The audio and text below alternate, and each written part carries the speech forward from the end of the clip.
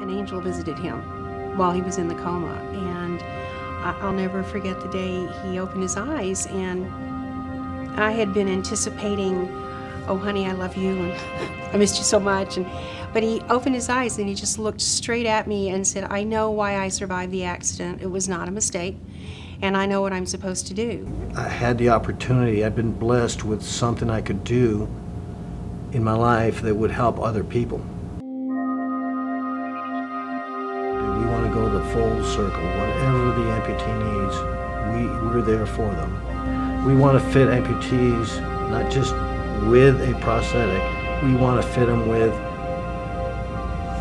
something that would be similar or equal to the level of activity that they were doing before.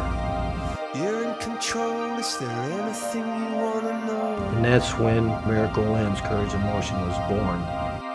The future's for discovering. The space in which we're traveling. It's pretty humbling when you go in to talk to somebody, an amputee, and when they won't even look at you, they're embarrassed, they're humble, they're lost. And to follow them through to where they're walking or using their arms and they're smiling and they're laughing and they have confidence, that's remarkable. I mean, if it happened to me, I'd sure be glad there was a Bob around, you know, to help me pick up the pieces. My name is Dan Robbins. I was in a motorcycle crash January 2nd, 2011. It was an accident just by myself, made a reckless choice, and as a result of that, I ended up losing both my legs that were crushed, and I had my left leg amputated below knee, my right leg amputated above knee. And this whole time, I'm really doing some soul searching and realizing how important it was that I had a hope. God spoke to me and said that there's a lot of hurting people. There's a lot of people who are going through this very same thing, except they don't have a hope. And they've lost it at some point. I knew right there that that was my calling. That was part of my calling, what I'm supposed to do. And I wanted to give back the gift that I had, the gift of hope. So I decided then that I was going to start searching avenues and how I could do that. And shortly after that, God had Bob Ayers and I cross paths. We address the whole circle that an amputee and the family goes through. I think the organization is a miracle not only in the limbs they provide for people, but it's a miracle in the sense of having such few resources and doing such enormous things for other people. On the road, but you got no destination in the mud.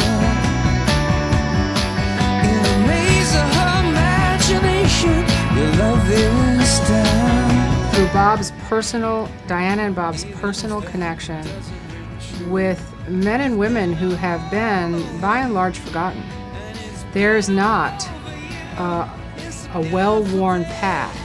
And that's when I stepped on the ID that I did. Realizing that I had lost both my legs, it was really tough at first. Like I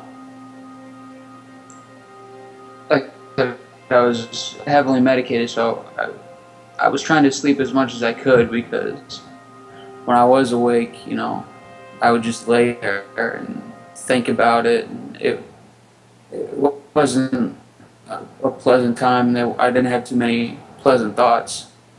There's a lot of psychological issues, but Bob can come in, tell them where he's been, get their attention, and from what I understand, just about if not every single time they've called him in, there has been marked improvement in the folks. This is how a nonprofit should behave.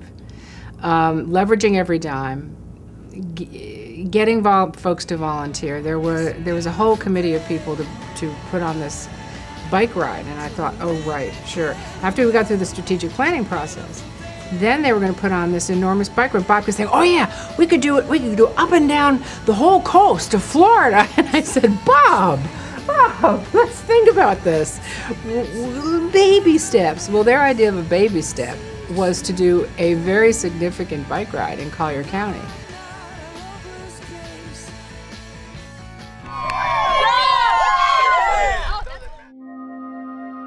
It's absolutely essential to care. I've come to find out insurance pays very little of things. In fact, maybe the initial fittings and prostheses, and that's about it. They have all the pieces together. They need the capital now. It's like a business. Next step of growth is funding. We need to broaden our abilities in several areas. Let's provide financial help for folks in this situation. No organization can really function without financial support. So that is an overwhelming need. My vision, my dream is we will provide the prosthetics to whoever comes to our doors, provide counseling, spiritual counseling, retraining for a new career if they can't go back to their old career, perhaps send them to school. I'm going to be there for you. And that's a very simple thing, but that's what Bob based his whole organization on. I'm going to be there for you. It is a phenomenal organization. To my knowledge, there's one other organization in the country. We're here to help folks, who have become amputees. If you don't have an arm or a leg, and you obtain one, it changes your whole life. What Bob has done is put together out of his own personal passion a commitment to make sure that nobody who is an amputee's needs go unanswered. Corey wanted me to let everybody know that he really appreciates this. You guys will never know how much it means to the family. It makes it, it makes it available for his mom to be able to stay up there with him. When you overcome adversity, you're not afraid to take a chance.